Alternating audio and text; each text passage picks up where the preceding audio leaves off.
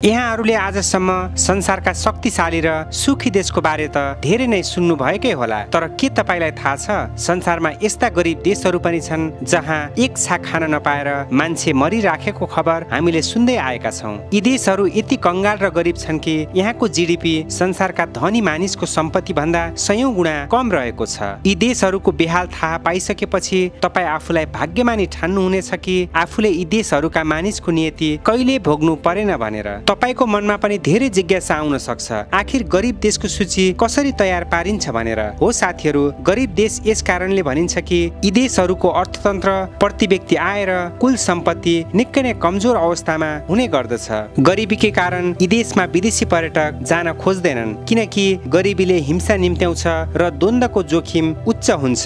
आउनुहोस् सुरु गरौँ संसारकै 5 गरिब देशको पहिलो सूचीबाट। पहिलोमा पर्छ हेटी। साथीहरू, संसारकै गरिब देशको सूचीमा हेटी सबैभन्दा पहिलो स्थानमा आउँदछ। गरिबी सँगसँगै यो देश सबैभन्दा असुरक्षित देशमा पनि पर्दछ। यहाँका मानिसहरूमा जुवा र नशाको लतले विकराल रूप लिएको पाइन्छ। आफूले कमाएको सबै पैसा जुवामा लगाएर यहाँ मानिसहरू घरबार विहीन भएको देख्न सकिन्छ, जसका कारण यहाँका बालबालिकाहरू अनाथ बन्न बाध्य छन्। यहाँ पैसाकै लागि आफ्नो सन्तानलाई समेत बेचेको तथ्याङ्क भेट्न सकिन्छ। गरिबीमा जिउन परे पनि यहाँका मानिसहरू खुसी साथ जीवन बिताएको देख्न सकिन्छ। हेटीको कुल जनसङ्ख्याको 80% मानिसहरू गरिबीको रेखा मुनि जीवन बिताइराखेका छन्। यहाँको 24% जनसङ्ख्या औसतमा दैनिक कमाई जम्मा $1 रहेको छ। त्यसैले सजिलै अनुमान लाउन सकिन्छ कि यो देशको आर्थिक अवस्था कति विकराल छ भनेर। साथीहरू, यो देश गरिब हुनुको प्रमुख कारण मध्ये एक हो यहाँको एजुकेसन सिस्टम। यो देशमा जम्मा 53% मानिसहरू साक्षर रहेका छन्। अशिक्षाकै कारण यहाँका मानिसहरू पिछडिनु परेको स्थिति देख्न सकिन्छ। र अर्को मुख्य कारण हो भ्रष्टाचार। यो देश विश्वकै भ्रष्ट मुलुकमा पर्दछ, जहाँ पैसा नखाएर केही काम पनि बन्ने स्थिति छैन। यहाँका सरकारी कर्मचारीदेखि नेतासम्म भ्रष्टाचारको चेन फैलिएको छ। कृषिमा निर्भर यो देशको अर्थतन्त्र भ्रष्टाचारले गर्दा अझै पनि माथि उठ्न सकेको छैन। यहाँका मानिसहरू जुवातास खेलेर नै आफूले कमाएको सर्वस्व गुमाएको धेरै घटना बाहिर आउने गर्दछ। यससँगै यो देशका मानिसहरू निकै नै अल्छी मानिसमा पर्दछन्। खाना लाउनमा मात्र सीमित यहाँका मानिसहरू नयाँ काम गर्न खासै रुचाउँदैनन्। त्यसैले त विश्वकै गरिब देशमा यो देश पर्दछ। वर्तमान समयमा यो देश गरिब भए तापनि इतिहासको कुनै कालखण्डमा यो देश विश्वकै धनी देशको रूपमा चिनिने गर्दथ्यो। 17औं शताब्दीमा जब अंग्रेजले यो देशमा लुट मच्चाए, त्यसपछि क्रमबद्ध रूपमा कंगाल बन्दै गयो हेटी। दोस्रोमा पर्दछ इक्वाटोरियल गिनी। साथीहरू, संसारकै गरिब देशको दोस्रो स्थानमा आउँदछ इक्वाटोरियल गिनी। यो देश मध्य अफ्रिकामा अवस्थित रहेको छ। अफ्रिकाको सबैभन्दा सानो देश मध्येको एक देश इक्वाटोरियल गिनी पर्दछ। यो देशको कुल जनसङ्ख्या 12 लाखको हाराहारीमा छ। यहाँको कुल जनसङ्ख्याको 75% मानिसहरू गरिबीमा जिउन बाध्य छन्। गरिबी सँगसँगै यहाँका अधिकांश बालबालिकाले जीवनमा कहिले पनि स्कुल जान पाउँदैनन्। त्यसैले सजिलै अनुमान लाउन सकिन्छ कि यो देशको अवस्था कस्तो छ भनेर। यो देशमा मानव जीवनको कुनै मतलब हुँदैन। यहाँ 2 छाक खानकै लागि मान्छेको हत्यासम्म भएको तथ्याङ्क भेट्न सकिन्छ। तेस्रोमा पर्दछ जिम्बाब्वे। जिम्बाब्वे दक्षिण अफ्रिकामा अवस्थित एउटा भूपरिवेष्टित देशमा पर्दछ। गिर्दो आर्थिक अवस्थाकै कारण यो देश गरिबीको चक्रव्यूहमा फसेको छ। गरिबी, भोकमरी र कुपोषण यो देशको पहिचान बनेको छ। दिन 2 गुणा रात 4 गुणा भने झै यो देश क्रमबद्ध रूपमा अधोगतितर्फ गइराखेको छ।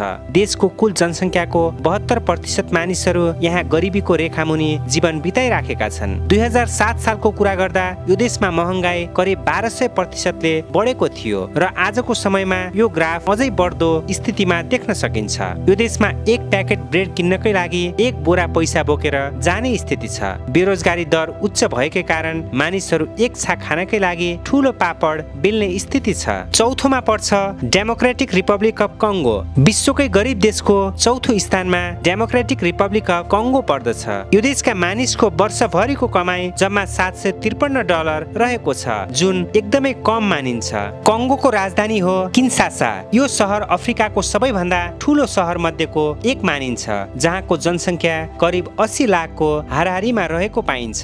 यो देशलाई युवाको देश भनेर पनि चिनिने गर्दछ, किनकि यहाँ मात्र 2% को जनसङ्ख्या 65 वर्षभन्दा माथि उमेरको रहेको पाइन्छ। यो देशको सबैभन्दा दुःख लाग्दो कुरा के छ भने यहाँका प्रायजसो युवाहरू नसाको कुलतमा फँसेको देख्न सकिन्छ। गरिबी र बेरोजगारीले गर्दा मानिसहरूसँग खाने पैसा पनि हुँदैन। त्यसैले त यहाँका प्रायजसो युवाहरू नसाको कुलतमा फँसेका छन्। गरिबी सँगसँगै युद्धको चपेटाले थिलथिलेको कङ्गोमा अहिलेसम्म 2 पटक गृहयुद्धमा यो देश गइसकेको छ। गृहयुद्धकै कारण यो देशमा न विदेशी नै आउने गर्दछन् न त यहाँका मानिस नै सुरक्षित छन्। शान्ति स्थापना गर्न गएका विदेशी शान्ति सेना समेत यो देशमा पटक पटक मारिएको तथ्याङ्क भेट्न सकिन्छ। युद्धले तहस नहस भएको यो देशमा तारिफ गर्न लायकको केही पनि छैन। परिवर्तनको नाममा यो देश पटक पटक गृहयुद्धको चपेटामा परिराखेको छ।